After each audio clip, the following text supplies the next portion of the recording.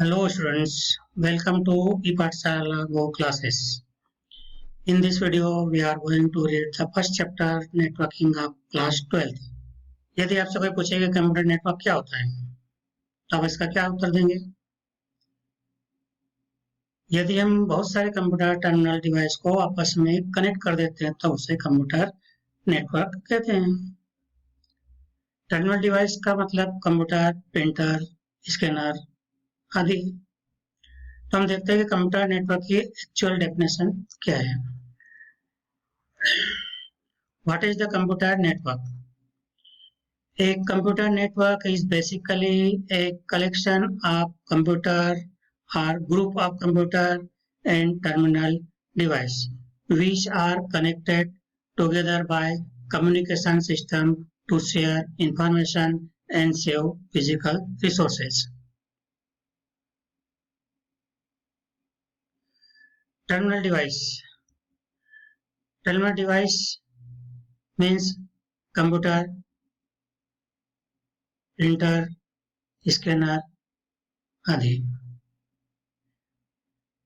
This is the proper definition of the computer network. अब आगे हम देखते हैं कि इसके क्या एडवांटेज है। फर्स्ट इसका एडवांटेज है रिसोर्स शेयरिंग। रिसोर्स शेयरिंग क्या होता है? जैसे कि हमारे पास 10 कंप्यूटर हैं और सभी से हमें प्रिंट आउट निकालना है, तो क्या सभी 10 कंप्यूटर के साथ हम 10 प्रिंटर की आवश्यकता होगी? ऐसा नहीं है। एक प्रिंटर को सभी 10 कंप्यूटर के साथ अटैच कर सकते हैं और कभी भी किसी भी कंप्यूटर से प्रिंट आउट निकाल सकते हैं। इसका अर्थ हुआ रिसोर्स को शेयर किया, जिसे रिसोर्स शेयरिंग कहते हैं। सेकंड एडवांटेज है फाइल शेयरिंग। फाइल शेयरिंग एक से अधिक फाइलों को कंप्यूटर नेटवर्क से शेयर करना या साझा करना। हमें किसी को यदि मेल करना हो या फाइल भेजना हो तो कैसे होगा, किसके थ्रू होगा? जब इंटरनेट कनेक्ट होगा।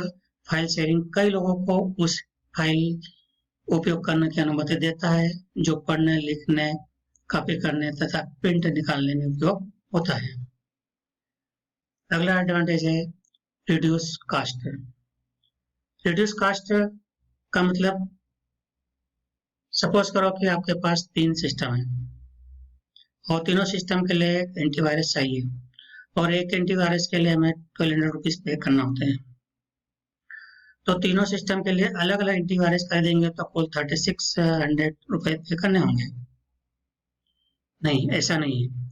इसमें कंपनी क्या करती है कि 3 यूजर एंटीवायरस प्रोवाइड करती है जिसकी कास्ट करीब 2500 रुपीज पे करना होता है। इसमें क्या होगा? इसको आपको फायदा होगा, कास्ट कम होगी। That is the reduce of cost. Next advantage है फास्ट कम्युनिकेशन। नेटवर्क हमें फास्ट और स्पीड से नेटवर्क पर कम्युनिकेट करने की एबिलिटी प्रोवाइड करता है। जैसे उदाहरण के लिए हम इंटरनेट पर वीडियो कॉन्फ्रेंसिंग या ईमेल मैसेज आदि कर सकते हैं। इसलिए कंप्यूटर नेटवर्क हमारे ज्ञान और विचारों को शेयर करने के बेस्ट आइडिया है। यदि आपके पास फेसबुक ओपन करते हैं तो उसके में क्या करते हैं? उसमें चैटिंग करते हैं।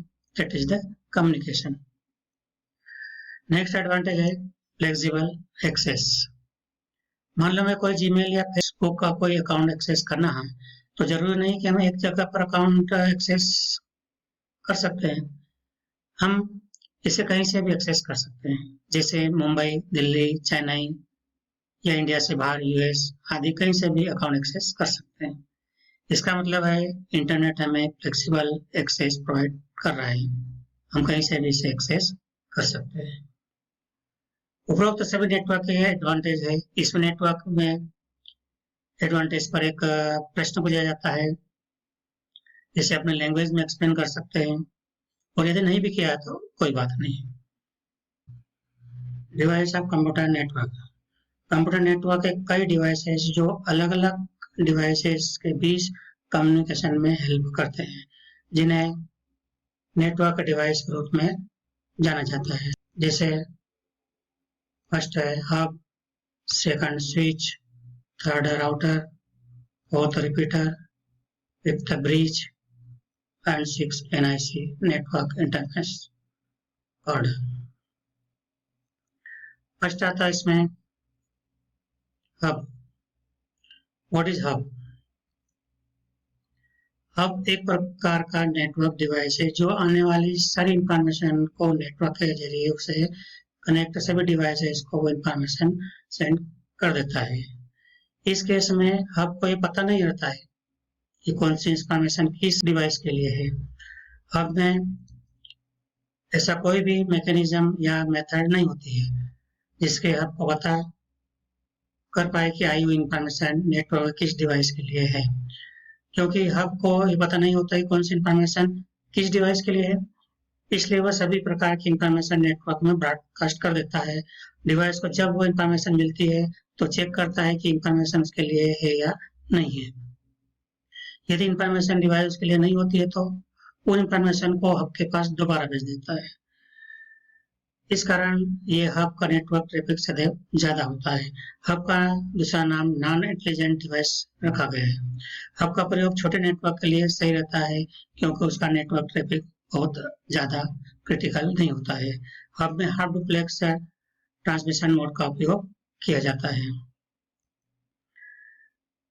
दूसरा डिवाइस है स्विच।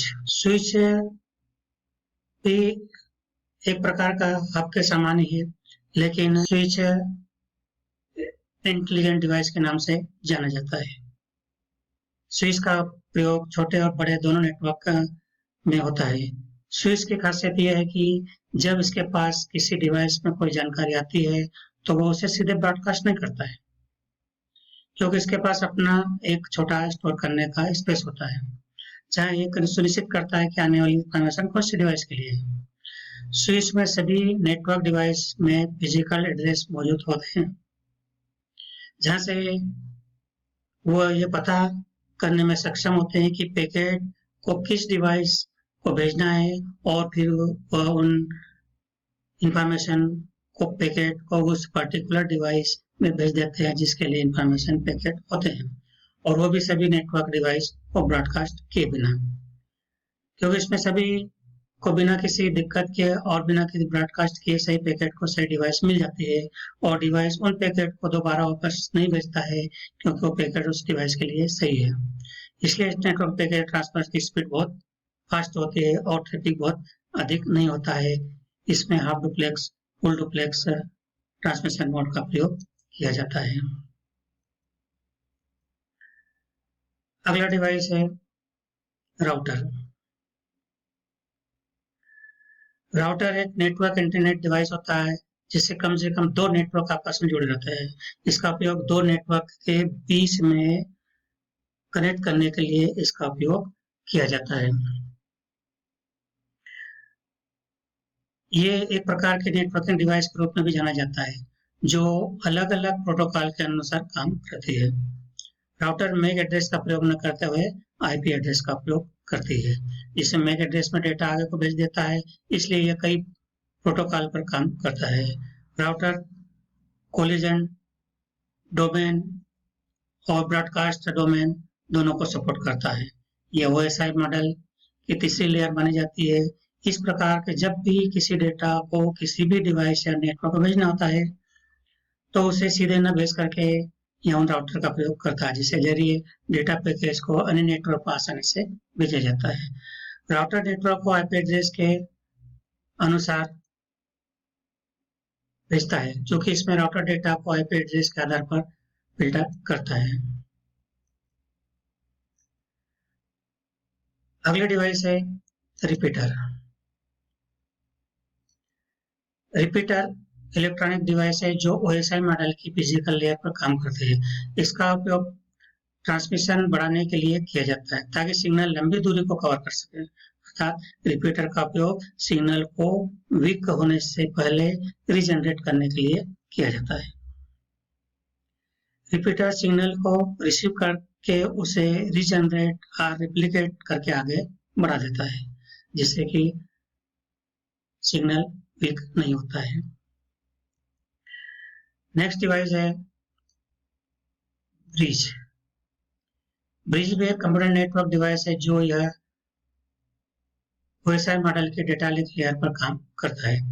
ब्रिज दो नेटवर्क सेगमेंट जो कि सेम कम्युनिकेशन प्रोटोकॉल का उपयोग करते हैं उसके बीच पैकेट को सेंड करता है। ब्रिज में दो पोर्ट होते हैं, एक इनकमिंग पोर्ट होता है और दूसरा आउटगोइंग पोर्ट होता है, जिससे नेटवर्क के दूसरे पोर्ट को आपस में जोड़ा जाता है।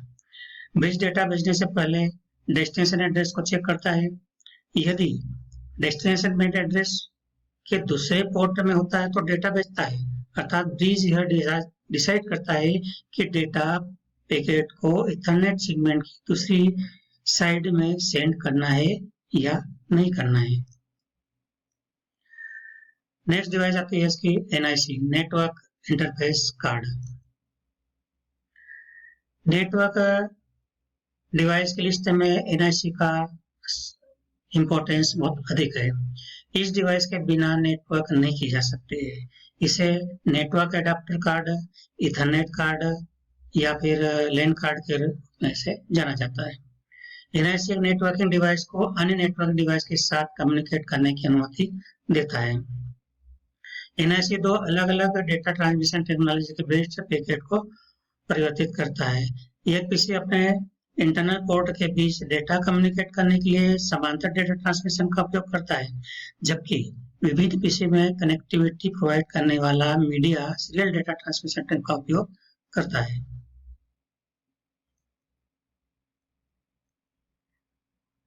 Thank you.